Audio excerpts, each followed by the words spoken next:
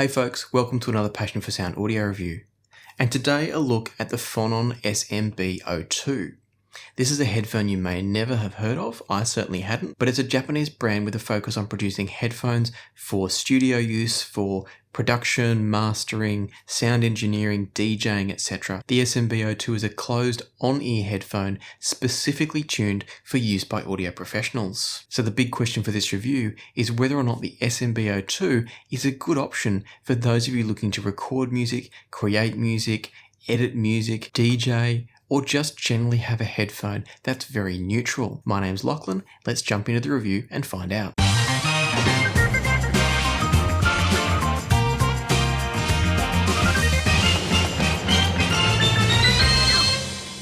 At $349 US, the SMB-02 isn't a particularly cheap headphone, but it's also not overly expensive. In Australia, these are going to retail for about 600 Australian dollars, so it sits them in that sort of mid-tier range where there's not a huge amount of competition.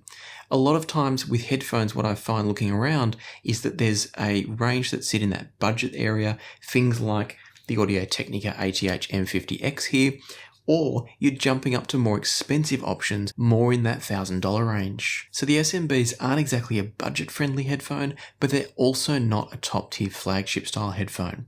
And that's really important, as I'll talk about shortly when we talk about the build quality. Before I get into what you get for your money, I do want to quickly mention that these are marketed as a subtonic monitor. Now, I had a look everywhere that I could for what subtonic might have meant in this context, but the only meanings I can find is that subtonic refers to the seventh note of a scale, so a scale being 8 notes to make an octave, the seventh note being the subtonic. That's got nothing to do with how these would work, or it's to do with phonetics and our speech. So in both cases, I don't understand the reference to subtonic. I think it's maybe just a fancy term that someone's thrown in from a marketing point of view, but realistically, these are just a closed studio monitor style headphone. So it's all going to come down to whether they're functional in a build and design point of view and effective from a sound tuning point of view. Let's start by talking about the design and function. What you staring at, you looking dumb.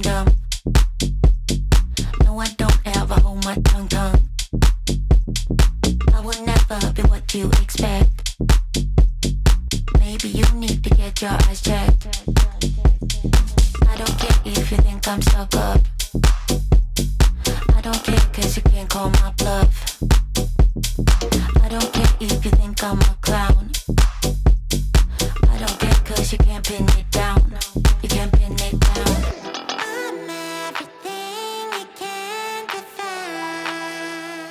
The SMB-02 uses a 40mm TPE driver, or essentially a standard plastic driver. There's nothing fancy about it whatsoever. They're rated at 40 ohms and 100 decibels, so they're pretty easy to drive. They're not crazy sensitive, but they're also not difficult at all when you first take them out of the very basic cardboard packaging. And I say that because I think it's important to recognize that these are a no-frills headphone. There are no extra flourishes or fancy touches. These are just very much a workman's type headphone. So when you do take it out of the packaging, what you're getting is a very simple headband design. You've got a spring steel or something similar type of headband. There's good give in it. It's not too tight. You've then got the headphone cups themselves have a little bit of rotation, and as you would have just seen, plenty of vertical swivel, but you can't turn them off your ear. So from a DJing point of view, which these are sometimes marketed as, I don't know that they're a great DJing headphone. You can twist them and put one cup behind your ear, but they're not the sort where you can turn it to actually get it away from your ear completely if you need to. So they're not bad from that point of view, but they're also not as flexible as some of the other headphones on the market, in terms of literal flexibility, I mean. The design comes across initially as very cheap and very basic, but again, they're a workman type headphone. They're not meant to be flashy or stylish. They're meant to do a job. So from that point of view, I think they're fine. They don't feel flimsy. They just don't feel like they've been made with a lot of the aesthetics in mind. You've got a single cable entry on the bottom here. I'll talk about the cable in a moment. And that then feeds through this little springy cable here, which you'll see better on the glamour video. That feeds across to the other side. Now, importantly, these are a full 4-wire design. And what I mean by that is there is a separate ground lead for the left cup and for the right cup, meaning that you can get these in balanced configuration. And that brings me now to the cable. So the cable's quite a long cable, it's got a nice soft rubber shielding on it, and you can either get it in the regular 6.3mm termination, that's got a screw-off connector for 3.5 underneath, or a screw-off adapter I should say, or you can get a balanced termination on these. So yeah, even though they're single cable entry, you can get balanced, or you could rewire the stock one to be balanced. So regardless of which initial variation you buy, the cable is already a 4-wire cable with separate active and ground to both ear cups. Now, one little thing I want to mention, because the cable is quite thin, by the time you add a 4-pin XLR, it does get a bit kind of wonky, and the plug's a bit heavy for the cable in many ways. So I would almost be inclined to buy this, if you're so inclined and you've got the ability, to buy this in its single-ended variant, and if needed, put on a 4.4mm Pentacon connector, as those are becoming more and more common. Of course, if you're working in a mastering or production space, you may need the XLR connection, or you might just stick with 6.3mm. Realistically, as I've talked about before, unless your amplification source is significantly better using balanced, there's generally no need for balanced output to headphones. So just to clarify that, if you've got a headphone amplifier that is designed for balanced and therefore is notably better for balanced, then absolutely get a balanced headphone. But if you're using a high quality amplifier that happens to have single-ended and balanced outputs, you'll often find that there's no difference in sound quality other than perhaps the power output available. So don't feel like you should get balanced just because everyone says it's great. It all depends on what you're driving it from. And with all that in mind, I've spent most of my time using the single-ended version of this, driven from the Hugo TT2. So it's not a question of needing balance to get more performance out of these, it's just a question of having the right connector for your particular amplifier. Now let's come back again to the design of the headphones. These are an on-ear design. They're a fairly sizable on-ear, so they kind of almost surround the ear but not quite. They've got a decent softness of pad, but as an on-ear, I did find after some extended listening, I was getting a bit uncomfortable. Changing how long the headband was set to did improve that, so if I get more weight taken by the top of the band, I found I was getting less discomfort on my ears, but they're not a long-term listening headphone for me at least because of that on-ear design. The headphones are nice and light, so part of that apparently cheap-looking design is about keeping things lightweight. So the metal headband is very thin metal, not too thin, but just very thin. The plastics are quite lightweight, the cups are quite lightweight, so everything is pretty basic in terms of the feel, but it makes for a lightweight headphone, and that does help with comfort other than that on-ear issue, which is common to pretty much every on-ear. I'm guessing here the trade-off was that by making an on-ear headphone, they can make it smaller and lighter and also easier to transport around with you, but strangely there's no carry case provided. So if you were moving around, you'd need to find your own carry case, and if they're going to live in a studio environment, then the compact nature doesn't make a lot of sense. So there's a few things that don't fully add up in terms of the marketing of these, but ultimately they're a decently made headphone that does sound very good, as I'll talk about in a second. Before I talk about the sound quality though, I just want to come back around and remind you of what these are intended to be. So these are meant to be a mastering and production style headphone with a fairly neutral tuning. Not necessarily rule of flat, as I'll talk about shortly, but a fairly neutral approach to the sound that's going to give producers and sound engineers a decent view into the recording mix. And with that in mind, most of what's going on with these headphones is going to be the tuning and the damping of the driver. The driver itself, as I've already mentioned, is a very basic plastic driver. I'm not generally a fan of plastic drivers because they have issues with breakup. And what I mean by that is that unlike a speaker cone where you've got a rigid cone suspended in rubber and the rubber does the moving, instead with these plastic drivers, what's happening is the center of the cone moves and the outside part of the cone is designed to flex and allow movement. Now that is not a perfect system and can result in cone breakup, which leads to distortion. In my experience, anytime you have a headphone that has a proper rubber surround for the driver, it's generally going to sound cleaner and sound better. Examples of those are headphones like the Focal range, so the Clears for instance, and also the AudioQuest Nighthawks and Night Owls. So I wasn't necessarily impressed by the fact that these are using a plastic driver, but it's also not uncommon when you're spending this sort of money.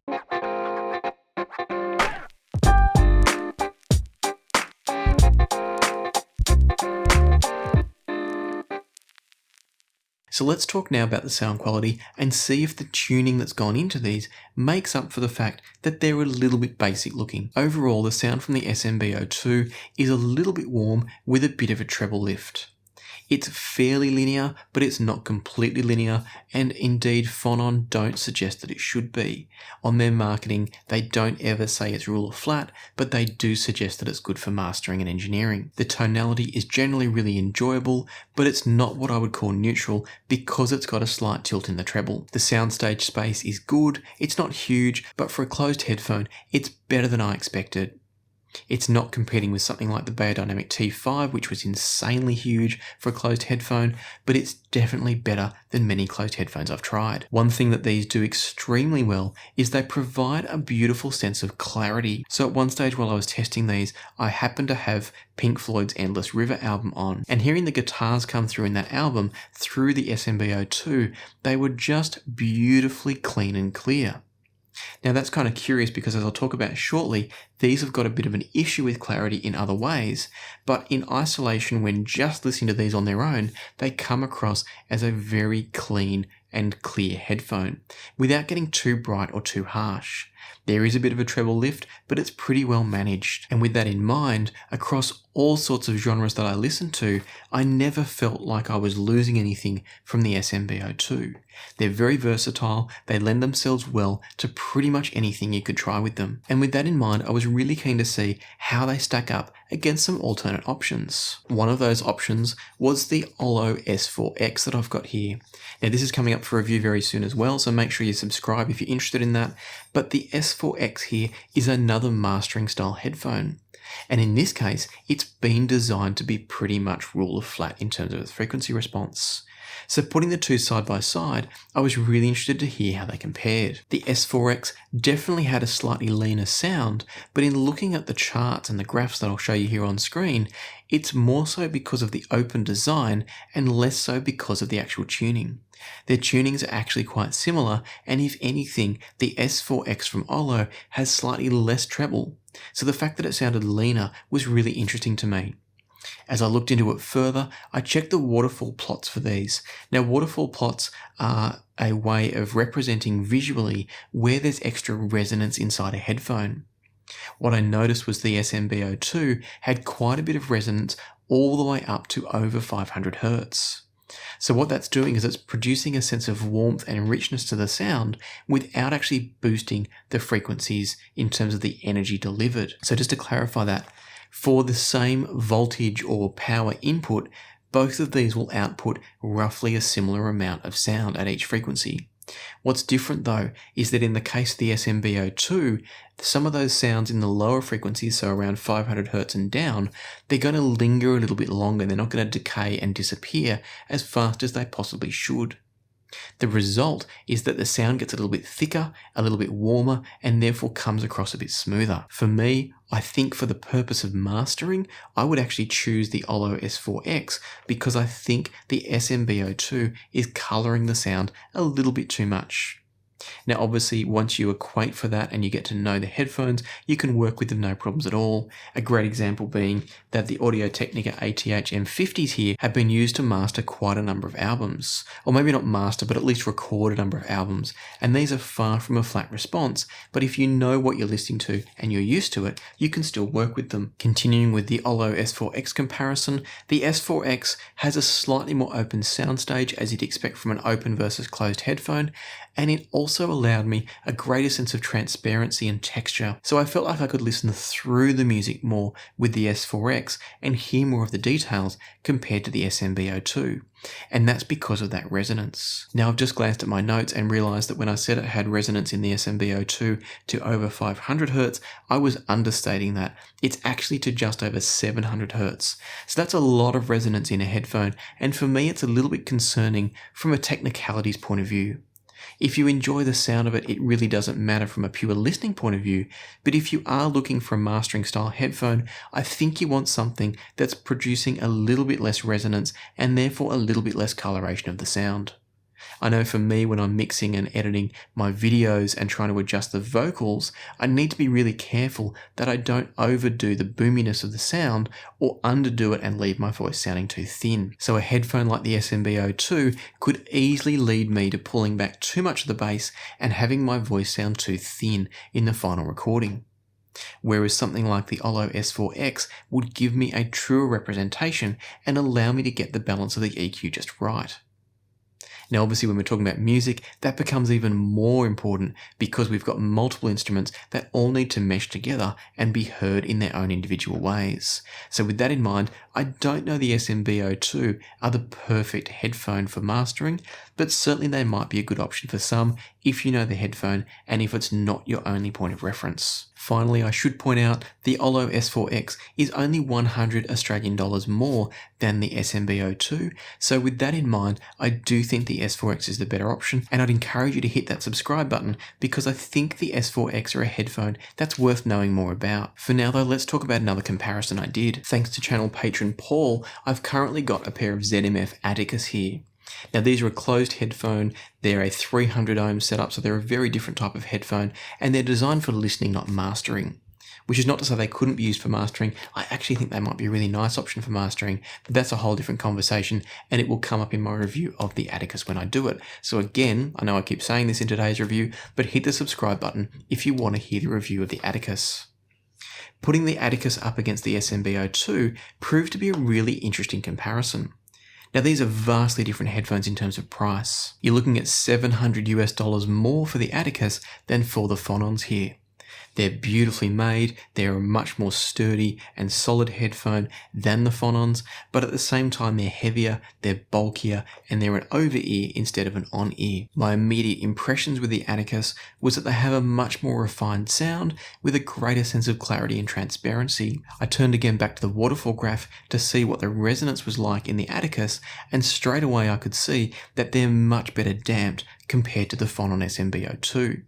So that's why, once again, we're getting a much cleaner, crisper sound despite the Atticus being quite a bassy headphone. As you'll see from the graphs, the Phonon SMB-02 and the Atticus aren't that far apart in terms of sound signature. So once again, it's the resonance that separates these two. The apparent lack of some damping in the SMB-02 is creating a thicker, warmer sound, whereas the Atticus is clean and crisp and transparent. One of the test tracks I used for this comparison was Nemesis by Benjamin Clementine, and what I found was that it was hard to separate the two in terms of which one was better because they were both different but both enjoyable. The SMB-02 was a bit warmer and a bit richer and probably easier to listen to in some ways, whereas the Atticus got a bit spiky in the treble from time to time but provided a much greater sense of space because of that better damping. So it's very much a trade-off here whether you want the warmth and the smoothness of the SMB-02 or whether you want more clarity, transparency and space from something like the Atticus. Now obviously different people are going to choose these headphones for very different reasons. They're not even in the same ballpark, but I'm using it as a comparison to show what the SMB-02s are doing well and maybe not well, and just to put it into an overall context of how well they're performing at their intended task. The Atticus are in a totally different league in terms of price, and you could also say they are in terms of performance, but they're also a different style of headphone in terms of their purpose. Ultimately, what I found in listening to the two of them was that in some ways I would actually lean towards the SMB-02 in terms of the ease of listening to them. The Atticus can get a bit spiky and a bit edgy at times for me, and therefore the Phonons provide the more relaxing listen of the two. That may actually be a drawback in terms of a mastering or engineering headphone because they're covering up potential flaws in the mix. So hopefully this is starting to provide a bit of a picture for you as to what these can and can't do for people looking to mix and master audio. My final comparison, which is hanging up on the wall behind me, is the GMP 8.35 from German Maestro. These are very much an indestructible headphone that could be used pretty much anywhere and potentially also for studio use. The pair I have would come in at a similar price to the SMB-02s because I've upgraded them with Taconi pads. mainly because the German Maestro pads I found pretty crappy and pretty thin. But what I found when comparing the two was that the German Maestros had a brighter sound, a little bit more of an edgy sound, and at times were a little bit spiky in the treble. Once again, the SMB-02 came across smoother and easier to listen to. So there's a bit of a theme occurring here that you've probably picked up on by now. The SMB-02, whilst having a relatively linear or flat frequency response, are not at all a neutral headphone. They're warm, they're a little bit rich, and a little bit thick. Not massively thick, they're not sludgy or slow, but they're definitely warming up the sound compared to a leaner, truer headphone like, say, the Atticus here or the Ollo S4X in particular. Now, does that make for a good mastering and engineering headphone? I'm not sure, and I can't really answer that because I'm not a recording or sound engineer. What I do know is that I can see these being popular in studio situations because they're not overly fatiguing. If you're having to listen to the same take over and over again while you're adjusting levels and the like, and you need to be using headphones rather than monitors, these could actually be really good because they're not going to get fatiguing on your ears. Or at least they're not going to get fatiguing to your inner ears. They may get fatiguing on your outer ears from the physical pressure of the ear cups. So the SMB-02 for me are a bit of an imperfect product. I can see they've got a place in the market, they're nice and light, they're relatively comfortable for short stints, and they're very comfortable from a listening point of view because they manage to be mostly clear and clean in the upper registers whilst not getting too fatiguing. My concern with them though is that extra bit of resonance in the lower frequencies does cause some problems with masking and coloration of the sound. Now, if you're not familiar with the term masking, what that means is that when you have one sound that is louder than another, it makes it difficult for us to hear the quieter sound. So that resonance is what's causing things like the Atticus and the Ollo S4X to sound more transparent, because the resonance from the SMB-02 is masking some of those subtle sounds that you can hear clearly when using the Atticus or the S4X from Ollo. So the SMB-02 is not a headphone that I wouldn't recommend. It's a headphone that I think has a place in the right circumstances if you know what you're getting. I do think it's preferable to something like the Audio-Technica ATH M50X if you're looking for an entry-level, closed, monitoring style headphone, but I don't think it's the last word, and I personally think I'd recommend the Ollo S4X if you're in a position to spend that extra $100 or so and you can use an open headphone. So with that in mind, make sure you subscribe to see the review of the S4X when it comes up in a couple of weeks. And until then, happy listening, and I'll see you here next time on Passion for Sound.